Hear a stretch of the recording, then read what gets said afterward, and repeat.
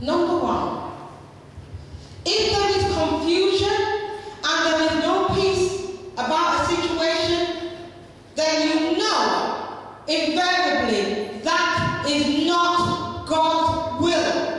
The Bible says God is not the author of confusion. So that's number one.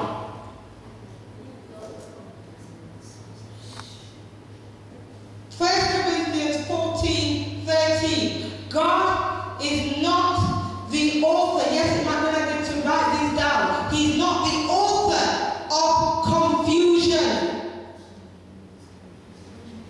First Corinthians 14:33.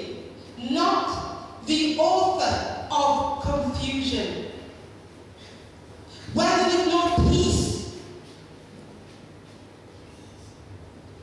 The Bible says in Colossians 3:15, so let the peace of Christ rule in your hearts. The word rule comes from athletics. Paul tells us to let Christ be our peace, our umpire in our hearts. So when our hearts are settled, given to God, not disturbed, the Lord will speak and there will be peace. So, for example, should I buy that car, Pastor Tamika? Should I take my driving lessons, Pastor Tamika? You will know what steps you should take because there will be peace. There won't be any confusion.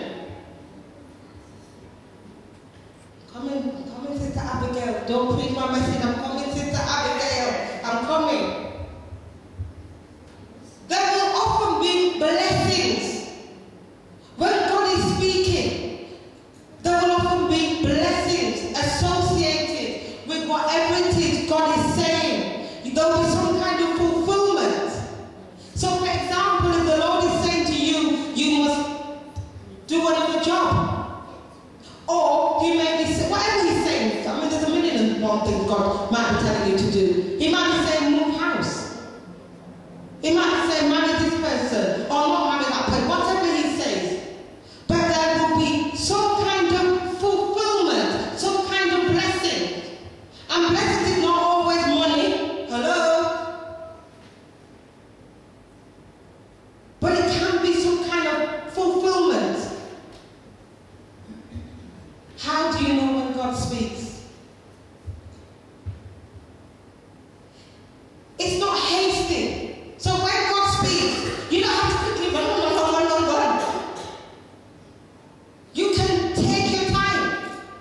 Because if it's really God, he will repeat it. Let me tell you, when God speaks, and I hope Pastor Tamika doesn't mind sharing this, the Lord wanted Pastor Tamika to do her driving lessons, did he not, Pastor Tamika? And did you not get it more than once? So often, it will be repeated. More than one person even will tell you. That thought will not go away. So you will know that God clearly wants me to do this.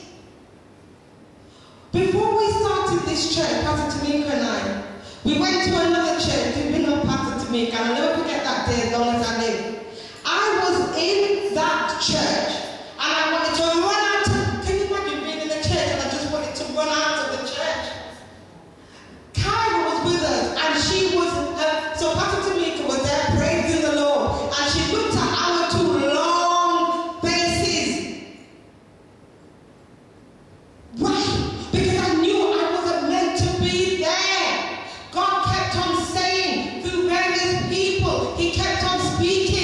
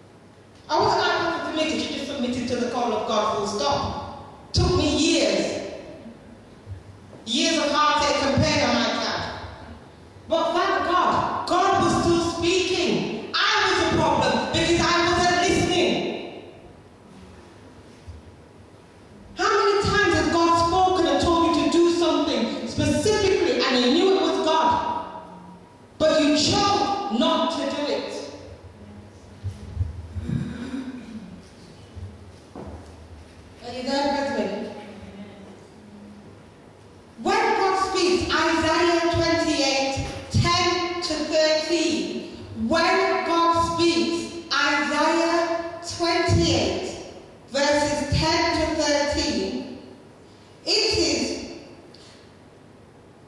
line upon line, precept upon precept.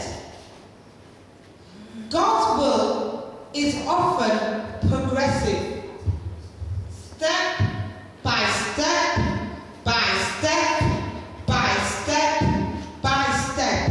God's word. When God speaks, it is step by step by step, because God does nothing without preparation. And what about when God speaks? Not when you speak up, but when God speaks.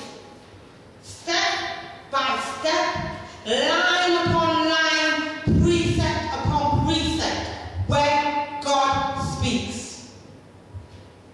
Let's take Moses. Moses was trained to do what he did as a leader. He was in Pharaoh's house. He learned the culture of the Egyptians. He was in high society, so he had great organizational skills. He learned all that when he was in. But, he didn't just come from nowhere. He wasn't a slave like the rest of the Hebrew children.